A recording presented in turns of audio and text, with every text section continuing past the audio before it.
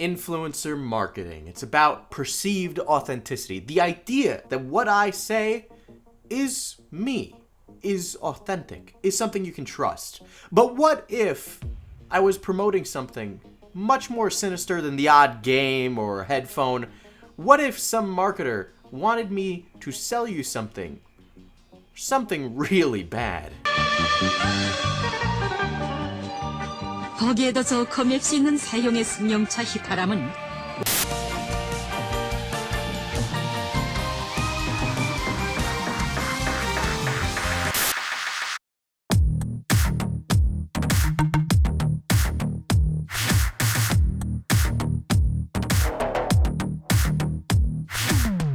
How about if somebody paid me lots and lots of money to talk about North Korea? You know it, you know the country, I've covered it a bit on my channel before. I recommend you watch those videos that I have in the card above to go and check it out. But for a little background on the country, just for anybody coming in, it's a country that's trapped in this Iron Curtain era Soviet core architecture, complete with the people's statues, empty streets, and lots of weird rhetoric. The country has it all, the propping up of the worker and the complete subjugation of said worker under the guise of helping the needs of the many. There is actually a really great documentary by a Russian journalist who went around in places that most American journalists could never get to in North Korea. Amazing, I'll leave that link down below as well. North Korea is a country ran by dictators, claimed to have magical powers and the ability to speak to dolphins, and also, did you know that they never poop? Everybody poops, come on, I've read the book. Obviously, because of these things and the, whole torturing of their people and starving of many individuals and, basically an overall bad look, the global stage and international politics, it doesn't really give them a good look. Really, what's been happening in the DRPK is that they've been looking to improve their propaganda game, instead of, improving the lives of their citizens. Now, we've seen a huge change in propaganda over the recent years, especially with the recent pandemic that's going on. Regions like the CCP have an amazing propaganda system. Not to say that it's good, but that the machines are really well-oiled, well-maintained, and do a really good job at convincing people in certain ways to think. It's clear the DRPK sees that and they want to be a part of the action. Welcome, Internet, to the post-truth universe that is our cyberpunk dystopia. I am FPS Diesel, and today I'm going to introduce you to North Korea's biggest and technically only YouTube star.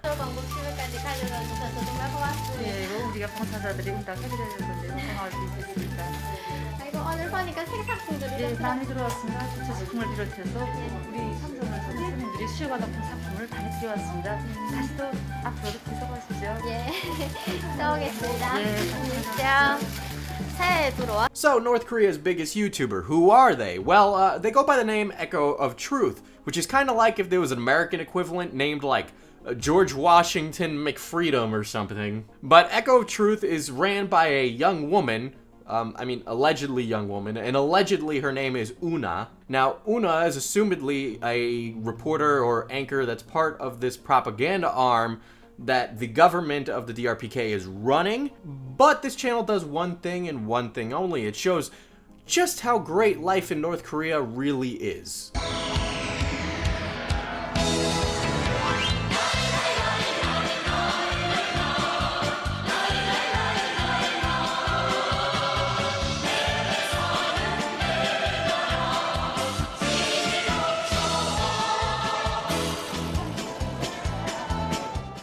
The entire channel gives us this weird look into how great North Korea is. More specifically, it's really focused on life and living in Pyongyang.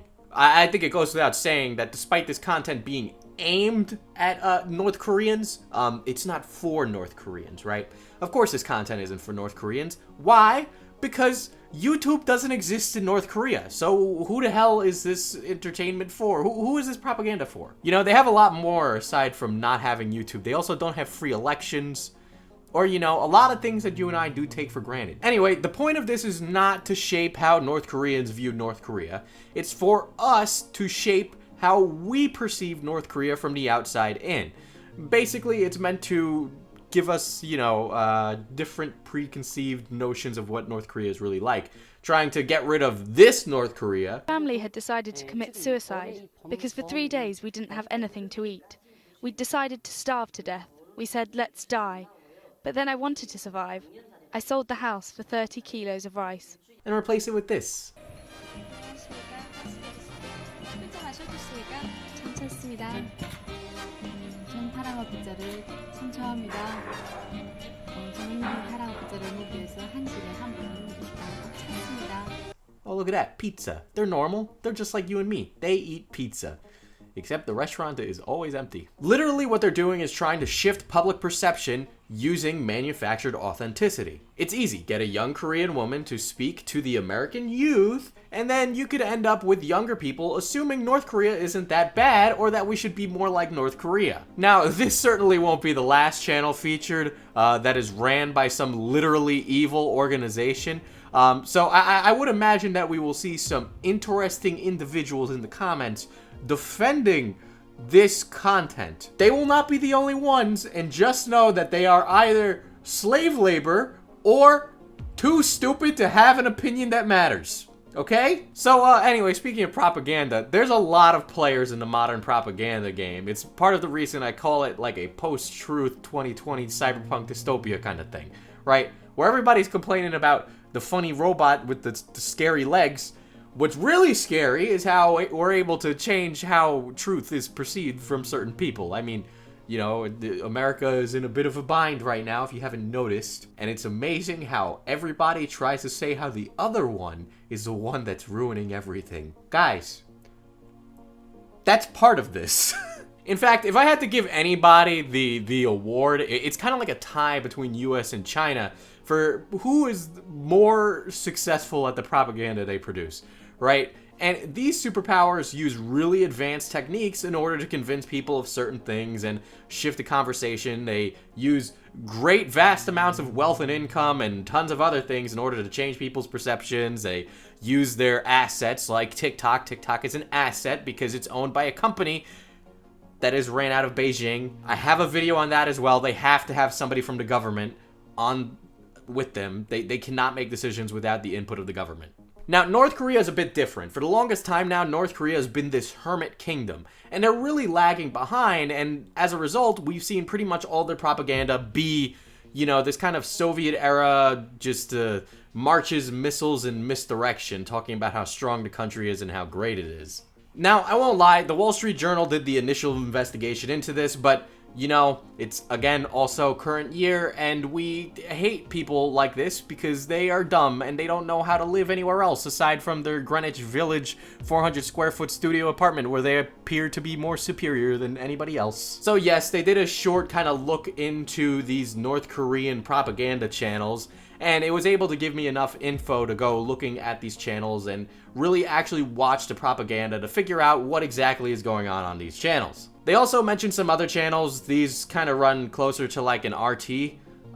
Russia Today is ran by the Russian government. Pretty much anytime you get a news organization that's ran by a government or has government funding, you can bet your bottom dollar that that organization is getting their opinions and facts from a government organization in order to push an agenda. That's everybody, not just them. Let me just say that because I've had people be like, hey, that's a great news site. I really appreciate that. No. It's everybody, okay? I should also mention that Una is actually not really that popular on YouTube, but I could very much see her channel blowing up just by the nature of North Korea being such a insular kind of place. The content is interesting, whether or not it's a lie or not. We know it's a lie, right?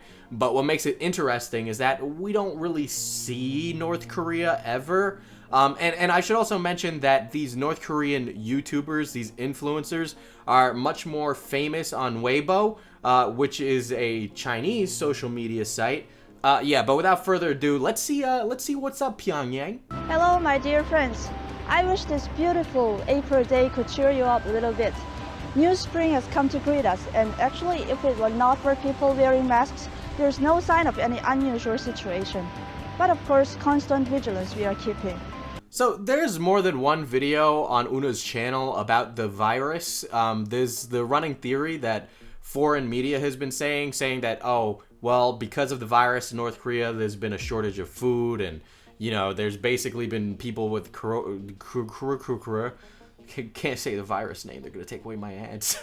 Which is a great way to segue into, if you want to support the channel, please do so on Patreon. You could be like these lovely people who are lovely and support my channel. Thank you guys so much. Anyway, foreign media have been saying all these awful things were happening in North Korea because of the virus, of which makes sense. Please see United States. So if you think it's bad here, I'd imagine it's pretty bad there. So, you know, you've seen things from foreign media saying how, like, oh, you know, North Korea has a poor healthcare system, living conditions are poor, and so on and so forth, and just that a virus like this is going to destroy the country, and that people with the virus have been, how do I put this, systematically committed not alive. And so North Korea has been trying to keep the numbers down by doing that. Better yet, North Korea actually has claimed to have 0 cases, which is hilarious. But let's see what Una has to say, and maybe she can dispel some of the rumors for us. Now that every measure is being carried out successfully, and we have become one of the very few COVID-free countries worldwide,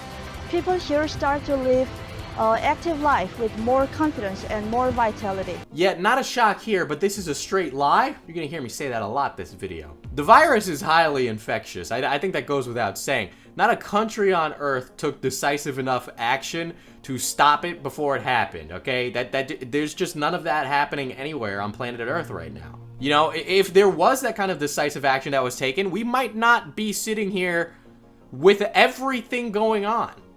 If there was decisive action taken. Based on what I read on the early days of the CCP, and I'm really going out on a international politics limb here, but you can check out the book I'm using for reference down in the link below. Here's the book. But I'm going to go out on a limb here and saying that Kim might have some resentment to the CCP considering how successful they are compared to his country. So I wouldn't be surprised if this new form of propaganda is just one small part of a kind of revitalization plan to the DRPK.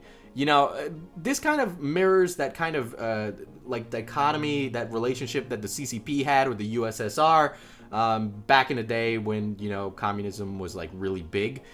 It was really that begrudging alliance, and you see that here in between the DRPK and CCP now. So I wouldn't be surprised if this is much more a part of a larger growing trend with North Korea. But that's just my hot take here. Anyway, what Uno is saying in his video is completely unequivocally false. This entire idea of medical efficiency and beating the problem before it even happened implies that the leader of the DRPK was somehow just this magical mystery man who knew everything. And, you know, I'm certain we all know that our world leaders aren't as smart as we think they are. Now, as far as the whole, the lying part, I just want to mention here that look at all these open, wide, and concrete squares. Really, I think if there's one thing you get from North Korea, you learn how ridiculous and absolutely astronomical in size a lot of these public works are, and these, you know, public demonstrations that they put on. You really don't understand the scale of everything until you see this one little Korean woman in the middle of an empty square where they would hold military formations and parades and stuff like that. And you notice that the entire city is really built for the purpose of these events. It's very oppressive design, that's for sure, but there's something incredibly interesting about this because it's so unlike a lot of what Western cities are like. Especially like the places here on the East Coast that for some, the roads have been built on top of roads from, you know, many eons ago. For example, if you guys have ever been to Boston, you'll know that the streets are ridiculously all over the place, but that's literally just because they plopped the old roads on top of the new roads and just kept doing that forever. So the roads are very tight, very narrow, very windy, but you get all these wide, empty, spacious areas in North Korea specifically for all these shows of force. Another thing I feel is worth mentioning is that the people in Pyongyang are considerably more wealthy than those in the rest of the country. And I get it, this is saying a lot coming from North Korea, but basically the people who live in Pyongyang are the privileged people, the ones who have the cell phones and, you know, things we would consider much more common here in the West. Really, when you look at it, a majority of the DRPK citizens are farmers or factory workers in the countryside, you know, the side of North Korea that we don't ever really get to see. Many DRPK citizens are going to go their whole lives without seeing Pyongyang in person. You know, it might as well be a fantasy land for them, really. I mean, in a way, Pyongyang is kind of like the dictator's Disneyland. When Una is talking about citizens who travel abroad, the citizens who do are usually fiercely loyal. This isn't to say that people do not leave North Korea willingly. It happens all the time. They leave as autonomous, like, portions of the country with them, and it's really not that easy to run away from your government, even if you're not in your government's home country, believe it or not. But the people who go and do the work abroad thing in North Korea are fiercely loyal most of the time. You know, these are the people who would never think of running away from their work or the camps that they live in abroad doing basically slave work. Again, before Vice turned into poop, Vice had a great documentary about that. I think it was Shane Smith who actually hopped on the train to the North Korea labor camps in Siberia, I think. Obviously, these people who travel abroad, if you run away from your family, you basically doom your family to death. So yeah, not a lot of North Koreans do leave the Hermit Kingdom, even if they willingly leave on a plane out of there. Also, the fact that your dialect of North Korean is significantly different from South Korean and just a whole bunch of other things. There's a huge amount of barriers in between somebody wanting to leave this country and being able to go somewhere else. It's incredibly hard. Imagine being trapped in a country where you don't speak the language, everyone is considered a hostile identity towards you because that's what you've been taught your whole life, and now your own government is out to get you. Most of them aren't going to run. By the way, I want to take us to the comments section of this video, which is also completely fabricated and false. These are probably bots. In fact, they're probably not bots. I think calling them bots would be a bit of a misunderstanding of what's happening here. These are people whose job it is basically to defend a DRPK in conversation. This doesn't just happen here. This happens literally from every world power. They all have their own office where a bunch of people sit there and just engage in ridiculous arguments online, literally to bolster their nation or put down another nation. Basically sow discord. It happens with every single one. I know another particular famous one, because I know there was slang invented for it, is a Wu Mao. That's the 50 Cent Army.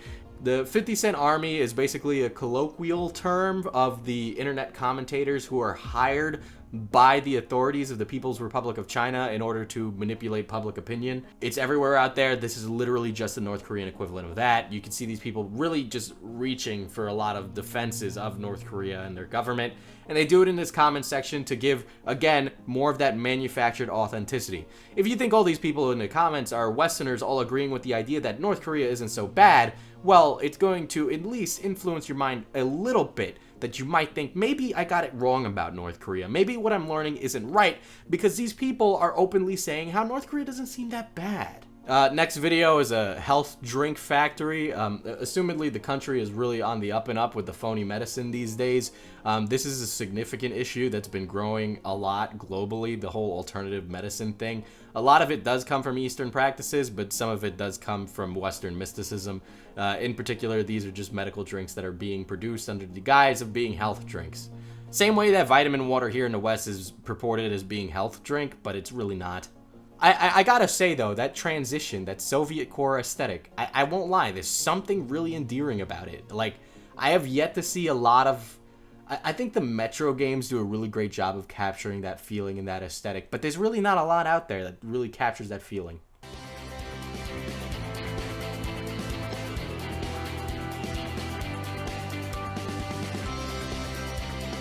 Oh, so I don't know if you guys caught this, right? You might not have unless you're like a video editor, but that intro is from Storyblocks, which is not a sponsor, but Storyblocks, I think North Korea is using your templates on your site. So I don't know how, if you want to stop that or care, but that is definitely a Storyblocks template.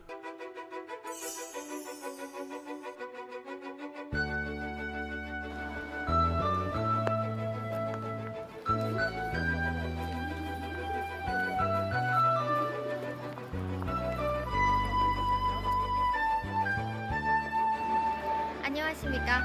코비드19로 인해 방학이 연장되었던 대학들에서 오늘 4월 20일부터 개학을 합니다. 학업이 중지되었던 시간은 방학을 합쳐 거의 석 달에 이릅니다.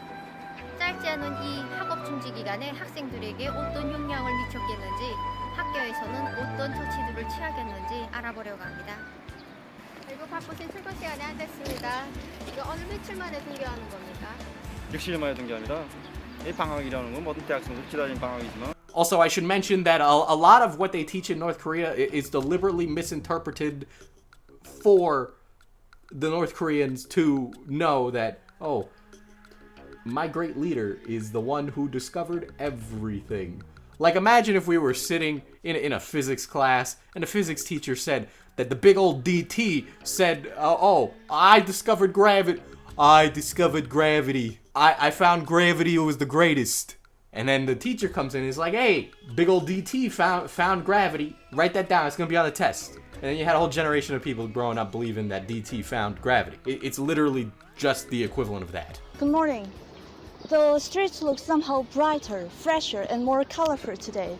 And it's not the weather I'm talking about. It's these pupils and children who are headed for schools for the first time since last December. Of course, they were provided with relevant study materials to learn by themselves at home during the vacation, but self-study and school education are very different. All school-age children in the country benefit from the 12-year free compulsory education system. That is 1 year of preschool education, 5 years of primary school, and 3 years of junior and senior middle school education respectively. From textbooks to stationery, from school bags to uniforms, everything a child needs for school life is applied by the state. Point of the matter here is that this North Korean propaganda is assuming you are unaware of how the education works, and by using your lack of knowledge on a particularly obscure topic, they are hopefully going to convince you that they have the superior system. But I can tell you that it ain't that great. I don't think that's much of a comment that people are going to disagree with. For what it's worth, though, can we acknowledge that Una has really great English? I assume they get people who teach English to teach North Koreans English, but her English is really good.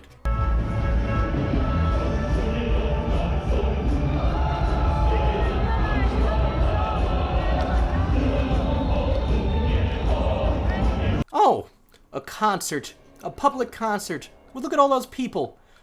And this is happening during a pandemic, guys. During a pandemic. Oh, look, guys, a real commenter said this. I can't believe a real commenter said this. In North Korea, COVID-19, not a problem. And 43 likes on that. I can't tell if this is a sarcastic comment or somebody just being like, it's not a problem there. Truly, it does look like North Korea is trapped in the 60s. I do think that's just quite amazing. I find that really, really interesting.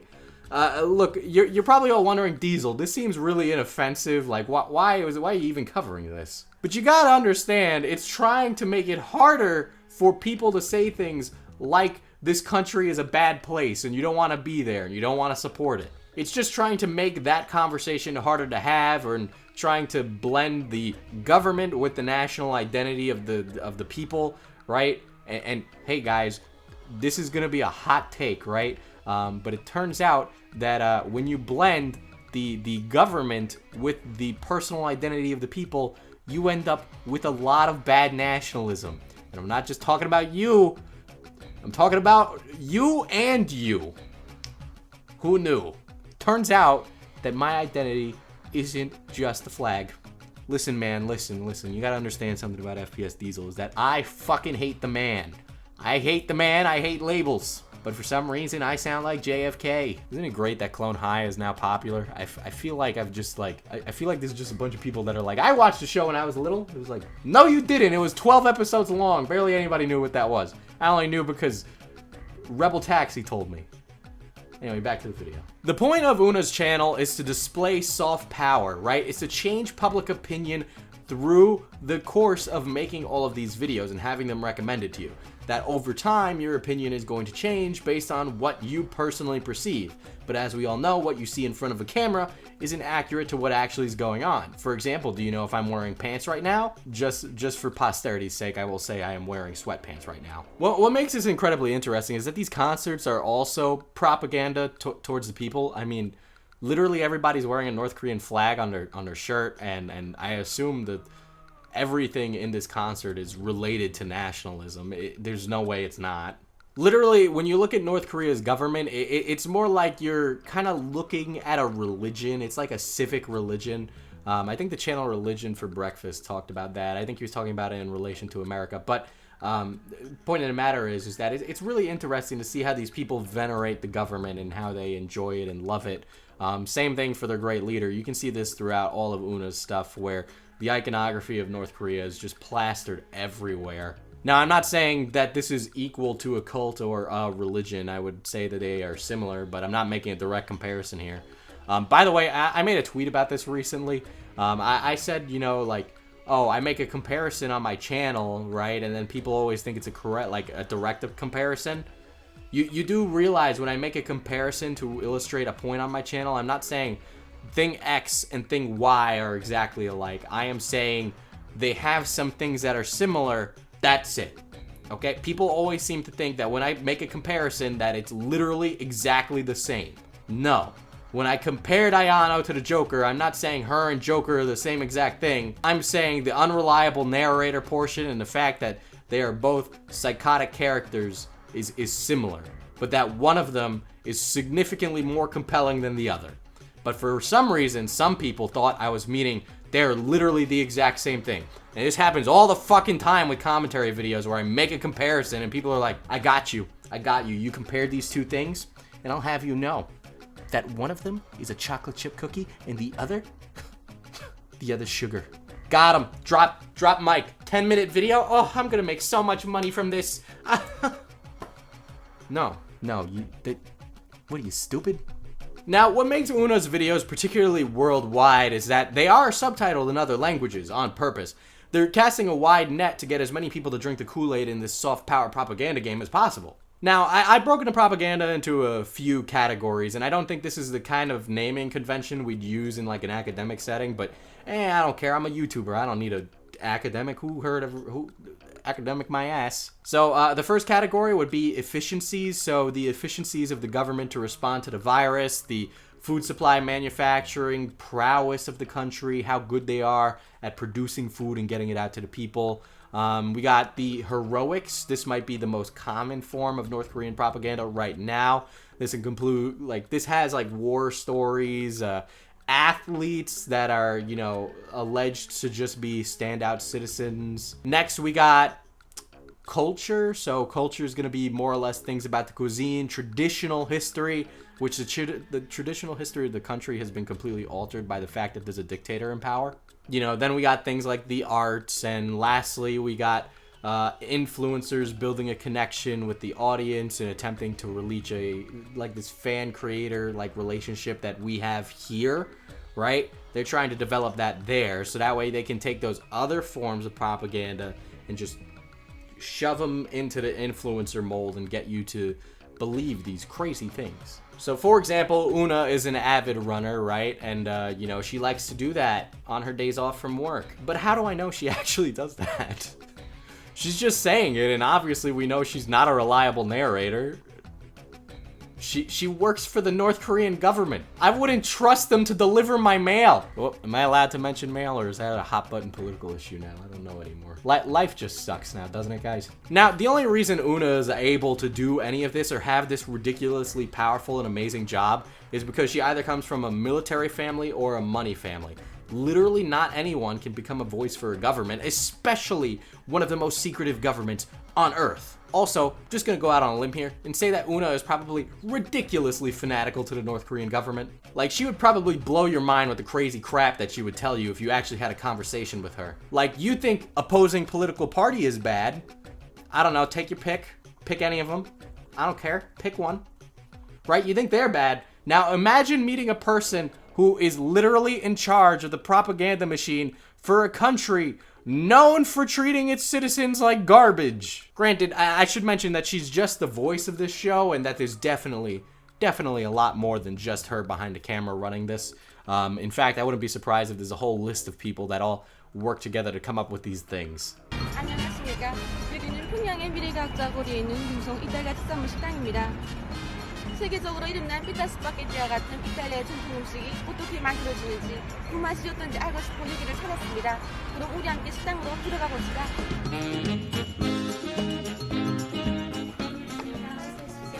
이탈리아도 이름만 보면 어디로 가야 합니까? Oh, here's one of the episodes about restaurants. There's a couple episodes about restaurants in Pyongyang about the channel, but I should mention that every single one of these restaurant videos always has the restaurant empty. Like, they're super over-designed, not a soul comes in, as if these restaurants were made specifically just for the videos to exist. Which, to be honest, would not put it past them, but there's just nobody in them, ever. Like, I don't know who these, like, restaurants are for, but clearly it's not for North Koreans. I will say, though, as a New Yorker, that pizza looks just absolutely cursed. Like, Jesus, I think if we're all gonna get up in arms about something, it should be the pizza.